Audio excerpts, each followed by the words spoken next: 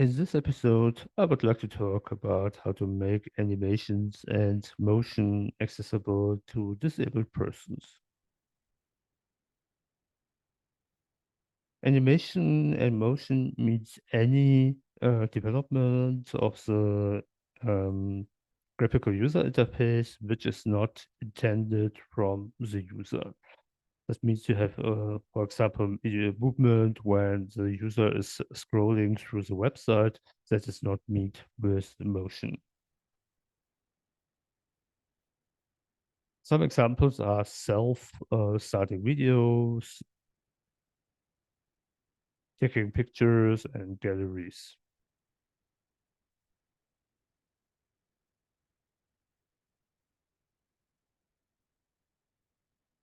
Some other things like changes of the user interface, for example, if you move the mouse or mouse over or tap through the interface, they are of course part of the user interface and are not met with this criteria.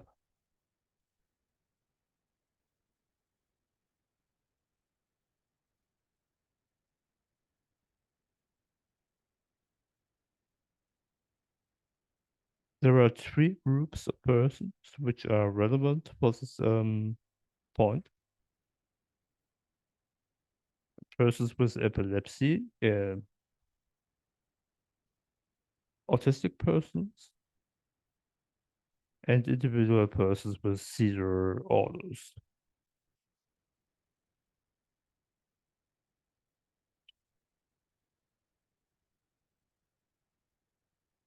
You already know perhaps about epileptic seizures. They are triggered by flickering and flashing of animations.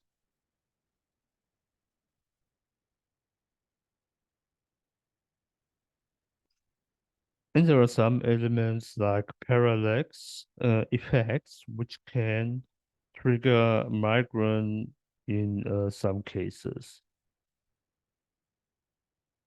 And motions are or can be a distraction for people with um, attention deficits, ADHS, for example. And this is, of course, also an important group for accessibility.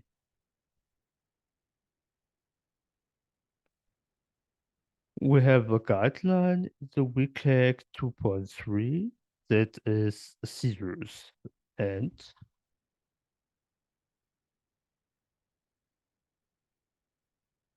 so seizures and physical reactions.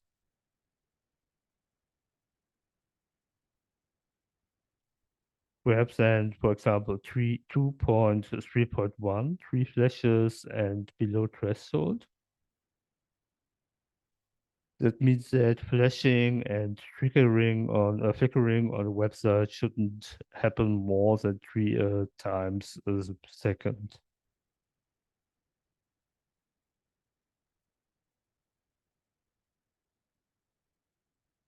Then we have 2.2.2, pause, stop, hide. This is referring to elements which are moving without animating without attention. For example, self-starting videos or animations which you cannot stop. So this element should be stoppable, or paused or um, hidden from the user. Then we have 2.3.2 animations from interactions. That is a AAA criterion. And that means that it should be possible to um, switch off animations from interaction, like when you click on the button, something special happens, for example, with the button.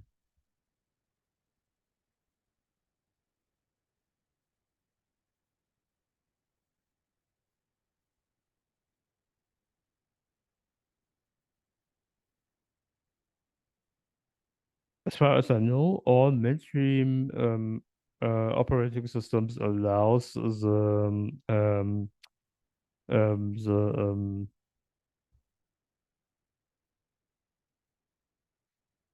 supports a model which reduces animation and other things, motions which are not detected by the user.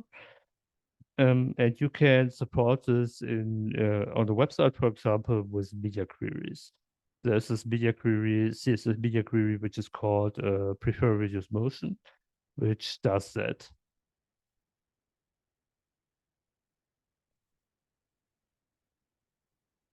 Another possibility is that you implement a mechanism on the application, in the application, which stops all animations. That means all animations, not only on the web page you are at that moment, but for the whole application. That means it should be applied to the whole application when you switch this off. Another possibility is to implement trigger warnings. That means that you show a message. Okay, you will see in a few seconds, or if you click here, you will see animations which can cause seizures. That's another possibility.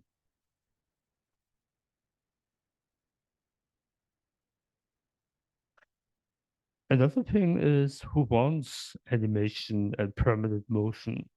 You perhaps already have an experience with that when you see a PowerPoint presentation from another person, and this person has implemented a lot of fancy animations.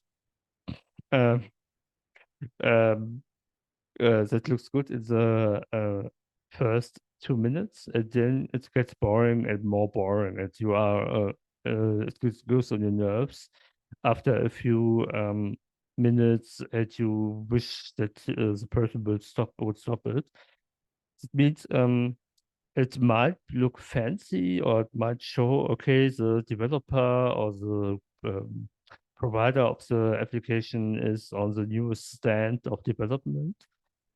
But the moment it is disturbing a person is very quickly reached, and then it should be possible to switch it off.